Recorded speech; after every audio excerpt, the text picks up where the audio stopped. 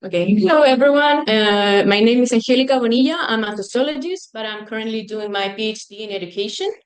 And this is some previous work that I did before my ethnographic fieldwork, which is taking place now. And what I wanted first was to map the field of elite schools in Santiago.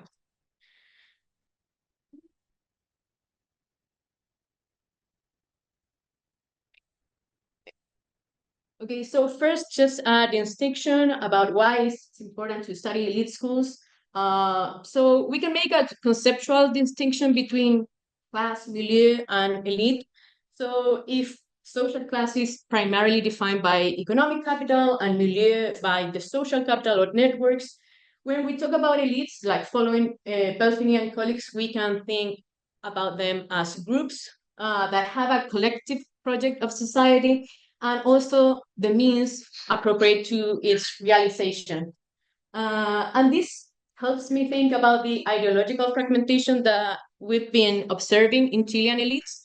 We have observed differences between the economic, the political, and the cultural elites. We have observed differences, for example, in the constitutional process, where elites' positions were very polarized. And also, for example, regarding people who attend different kind of universities. So the educational field, the point here is that it's key for social but also cultural reproduction of elites, and particularly in Chile, which I think is a main difference from the international literature that I've read, it's the importance of the school level, right? Because in some other places, the higher education institution is way more important to determine whether you will access a top position or not. In here, the school level has proved to be very determinant for elite trajectories, sometimes even more than higher education, even though they tend to have access to the best universities and careers also. We have an extended socialization period. So generally, elite schools, when you look at the international literature, it tends to be concentrated on high schools.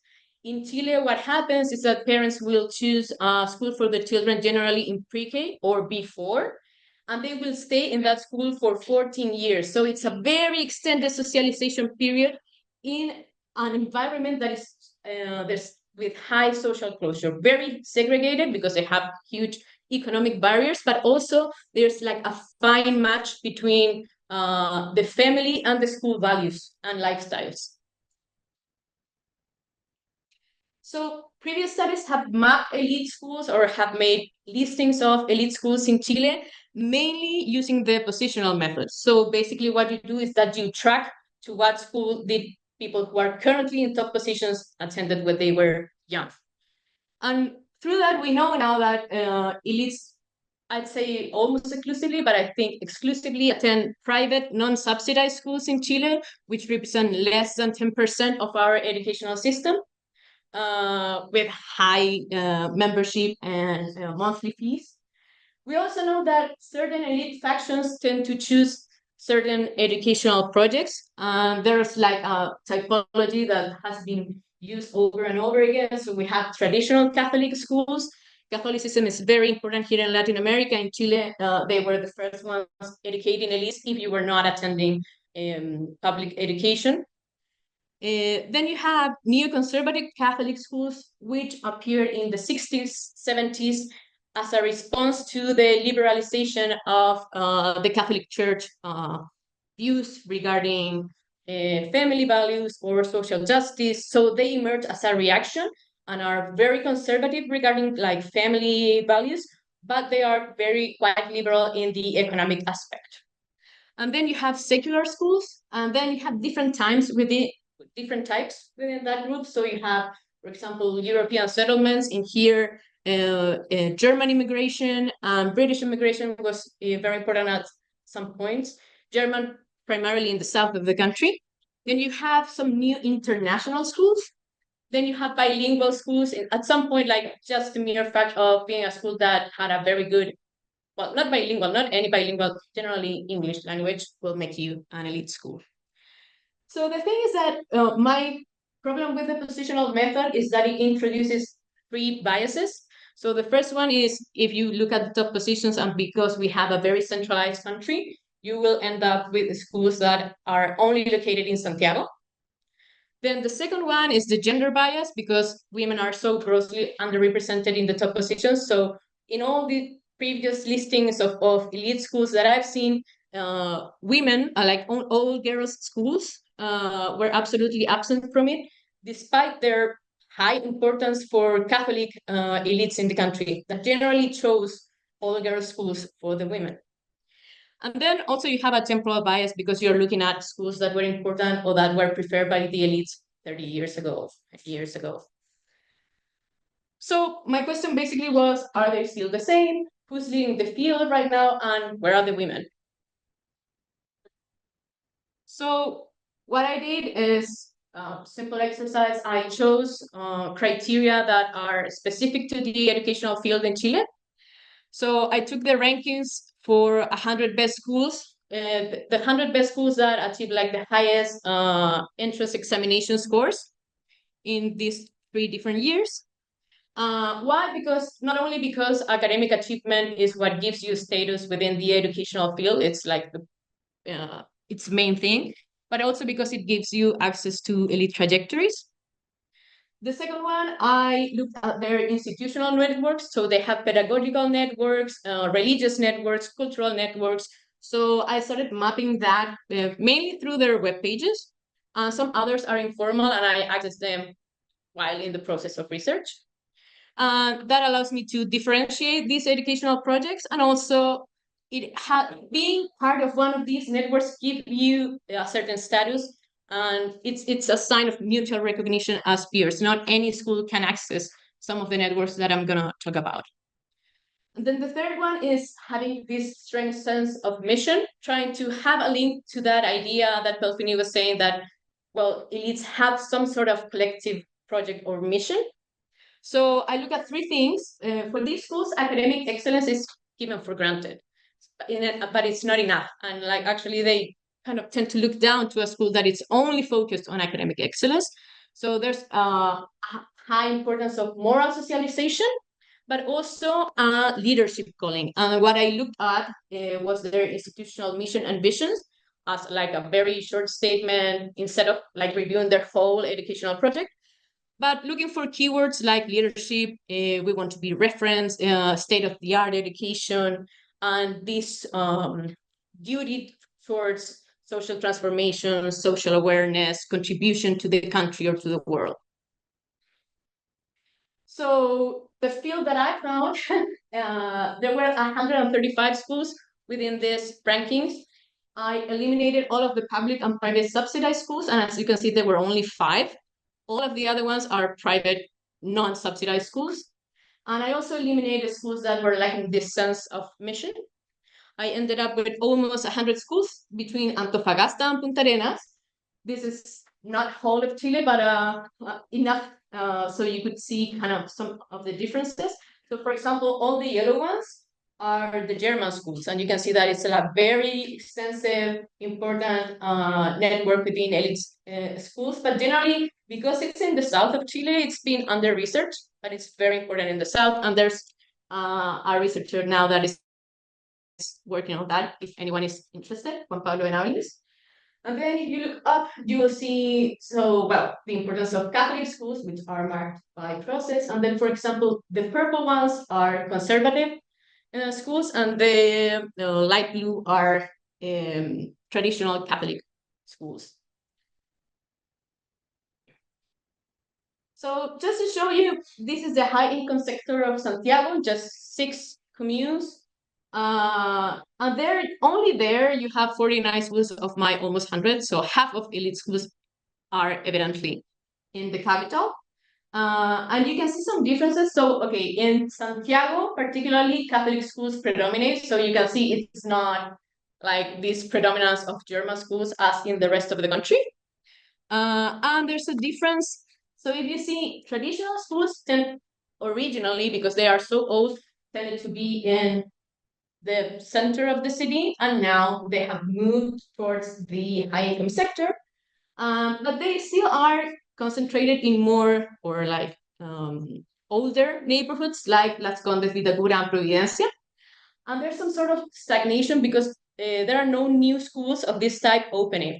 So they live on their prestige and tradition and status, but they are not opening new schools.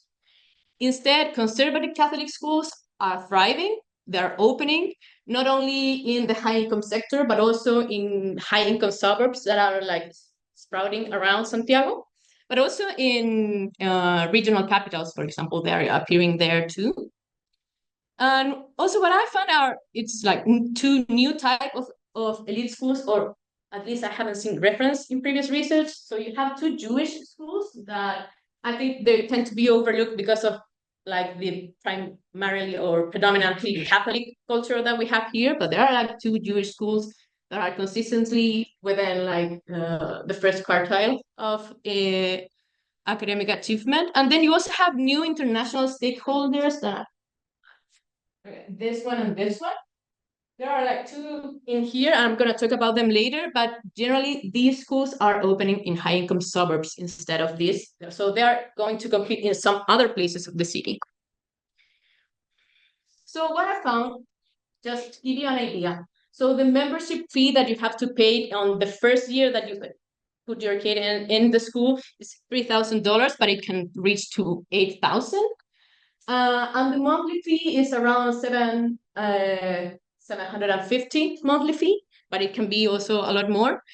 So, okay, so compared to the minimum wage, it's a lot, but I want you also to compare it to the lowest tier of the richest 10%. So the people who are in the 10% richest per capita household income, the lowest tier, they make around $1,197. So just the monthly fee, and I'm only referring to the 750 monthly fee, would represent 62% of that. And this is important because what I've seen, or what I've encountered beginning my ethnographic process, is that a lot of alumni of these schools cannot pay for them today without the help of their parents. So they are relying on their parents to be able to get into these schools. And that is something that Marco González Hernando had already found when he analyzed the British case. So I think that's interesting because it is happening here, and it's a consequence of the concentration of wealth. Second, so Santiago high income sector schools are totally lead the upper half of the academic performance, and particularly conservative Catholics are completely dominant in the first quartile. And here comes that Catholic all girls and gender segregated classroom schools are a very important part of this group. They are leading academically. Meanwhile, traditional Catholic are shifting towards co-education, and they have different logics or justifications for this. So what I found is that most neoconservative schools are that segregating women will give them an academic advantage. And so they justify it like that.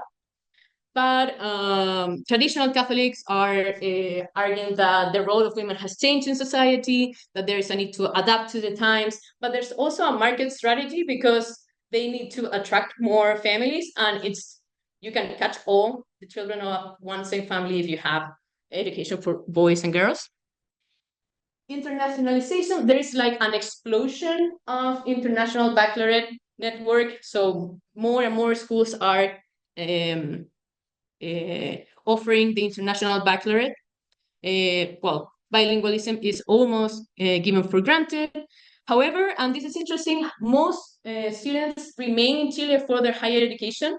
What I've read in other third world countries, when you look at elite schools, it's that they tend to go and study in the United States of America, or they go to Europe. In this case, students tend to stay in Chile, and they will just go and do their postgraduate studies outside. And we have new international stakeholders that are trying actively to get in this club. They have to fight all the traditions that the other schools have. And how are they doing it? They are settling in high-income suburbs. They are slightly cheaper, not that much, but slightly cheaper than the other ones. They focus on academic achievement, in internationalization, and they are very active and trying to get into these networks. So getting into the British Association of Schools, the International Baccalaureate Association of Schools. So that makes them like see as equals as the other ones. But still their sense of mission is a work in progress. more subtle than the other ones. So basically what I wanted to show is that this method considers criteria that are specific to the Chilean educational field. It coincides but also expands previous research. And well, I didn't show you all of the other cities, but like I now have more information to a national level. There are new actors. Conservative Catholic are growing in influence, are growing in the type of schools that they are setting. And women are very high in the rankings and generally in segregated spaces. And that can have it kind of reinforces the argument that like these conservative schools are making. They cannot say that it's only because of that, but at least like the academic results are giving them that opportunity. And just to let you know what I'm doing now, my ongoing ethnographic fieldwork is focused on identifying models of citizenship in elite schools that have these different educational projects. So currently I'm working in two schools. One of them is secular. It serves top business and diplomatic elites. It doesn't have such good quartile of academic achievement, but because I am measuring that with my national examination exams, and a lot of the students of these schools go and are an exception to the rule and they choose to go study outside of the country. And it's also very multicultural. And I'm going to a traditional school that serves managerial and political elites with a higher ranking, and it's focused on social justice and communitarianism. And it recently went fully co-ed, so it's within that trend that we observed in traditional schools. That, I think, for now. Thank you, Brent.